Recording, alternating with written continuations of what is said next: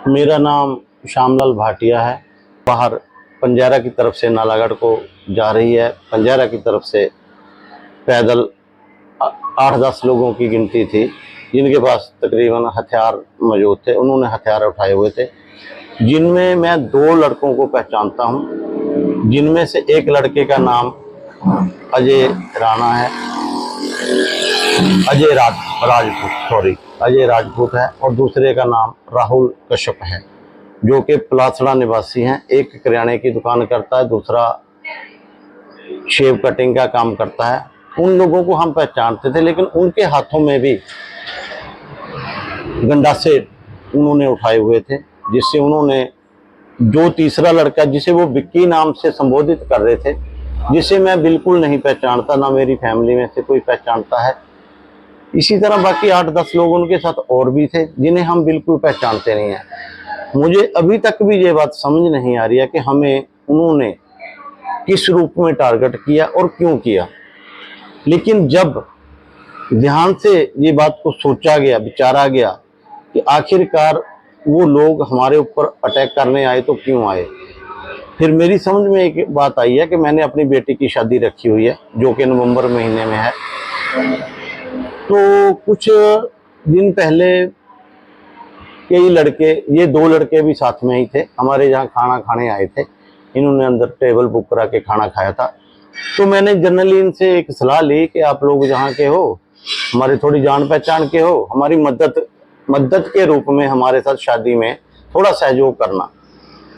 तो शायद इनके मन में ये बात आ गई कि शादी वाला घर है, क्यों ना यहाँ से जो कुछ बरामद हो सके, कोई गहना या कोई कैश इन्होंने घर में रखा होगा, तो इसी लूटपाट के रखे, क्योंकि उस समय जब संपूर्ण नशे में थे।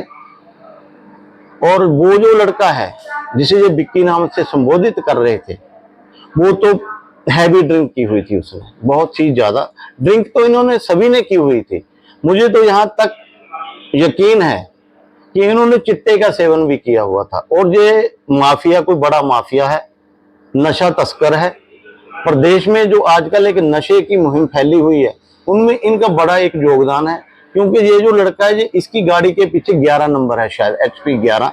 तो ये अपने आप को HP 11 नंबर का वाला बता रहा है और कह रहा है कि मेरी बहन शिमला में DSP पद के रूप में कार्य कर रही है, मैं जहां कहीं भी जाके गुंडागर्दी कर दूं, किसी का कत्ल कर दूं, मेरे पास हथियार है, मेरे पास सिक्सर वेपन है, जो मेरी गाड़ी में 24 घंटे मौजूद रहता है। उसके साथ मैं किसी को भी मार दूं, कुछ भी कर दूं, काट दूं, मेरी बहन तुरंत मुझे छुड़वा लेती है। वो इतनी पावरफुल है। हमें नहीं पता है कि वो कौन से पद पे है, कहाँ है, या है भी या नहीं, ये सच बोल, इसकी इंक्वायरी, ये एक अलग इंक्वायरी का विषय है। और ये जो हमला है, क्या इनके साथ आपकी कोई पर्सनल कोई ऐसी रंजिश थी?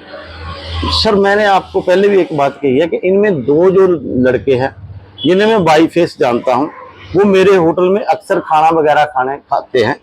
उनके साथ कुछ और लड़के भी है, लेकिन इन लोगों ने आज तक कभी भी हमारे साथ कोई मिसबिहेव नहीं किया।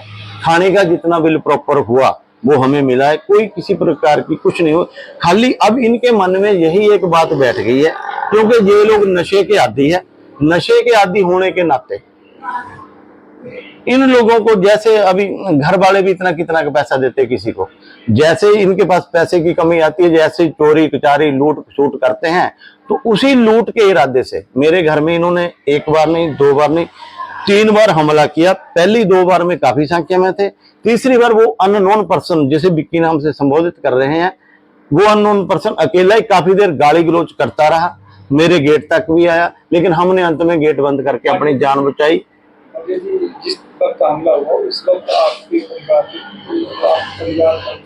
कितने लोग मौजूद थे? मेरी फैमिली मौजूद थी जी, मेरा बेटा था, मेरी बेटी थी, मैं था, मेरी वाइफ थी, मेरा मैनेजर था। तो मारपीट के साथ? मारपीट तो हमारे लगभग मेरे साथ और मेरी वाइफ के साथ ज्यादा हुई है। बाकी लोग बचाने की कोशिश में कर रहे थे। आप कैमरे की फुटेज देख सकते हैं कि उन लोगों ने किस तरह हथियारों से हमारे ऊपर हमला किया। हमारी कुर्सियां तोड़ी गई, हमारे गमले तोड़, हमारा जो गमला, जैसे उन्होंने मेरे ऊपर वार किया, मैं एक साइड को हो गया, तो उन्होंने वो गमले पे उसकी तलवार, या जो भी उसके पास था, तलवार था या वो गंडासा था, वो लगा। तो उसके बाद आपने कहीं शिकायत दी है? मैंने इसके लिए पुलिस प्रशासन नालागढ़ में आदरणीय अपने एडवोकेट साहब को साथ लेके, कौशल साहब को साथ लेके उनकी शिकायत दर्ज करवाई है। पुलिस ने शिकायत मिलते सार ही तुरंत कार्रवाई करते हुए मेरे यहाँ आए, मेरा मौका देखा गया, बयान दर्ज किया गया, कैमरे की सीसीटीवी फुटेज ली गई है, सीसीटीवी फुटेज के आधार पे उन्होंने केस दर्ज कर लिया है। आज फिर से हमारा बयान दर्ज हुआ है। पुलिस प्रशासन में नरेश कुमार जी को इन्वेस्टिगेशन ऑफिसर लगाया गया, जो कि एक ईमानदार अफसर है, और हमें कानून पे पूरा भरोसा है कि कानून इस मामले में पूरी तय तक जाके अपनी निष्पक्ष कार्रवाई करेगा। और मैं एक और उम्मीद करूंगा कि यहाँ पे हमारे यहाँ जो भी हमारे लीडरगण हैं, स्थानीय लीडरगण हैं, बहुत ही अच्छे नेक स्वभाव के, पब्लिक में मिलनसार, गलत को गलत, सही को सही कहने वाले हैं। मेरा उनसे खास अनुरोध हाथ जोड़ के है कि मेरी फैमिली के ऊपर जानलेवा हमला हुआ है। मैं ये बात नहीं कह रहा, मेरे जो कैमरे में रिकॉर्डिंग हुई है, कैमरे सत्य बोल रहे हैं। कृपया उन रिकॉर्डिंगों को पुलिस प्रशासन में देख के, मेरे पास आके देख के, पत्रकार बंधु आए हैं उनके पास देख के, अगर ये सच्चाई है तो इन मुजरिमों का किसी भी प्रकार की सहायता ना की जाए। उल्टा ऐसे लोगों को, प्रशासन को ये सख्त हदायत करके इन्हें सजा दिलाई जाए, ताकि आने वाले समय में किसी के ऊपर भी इस तरह का कोई हमला ना हो।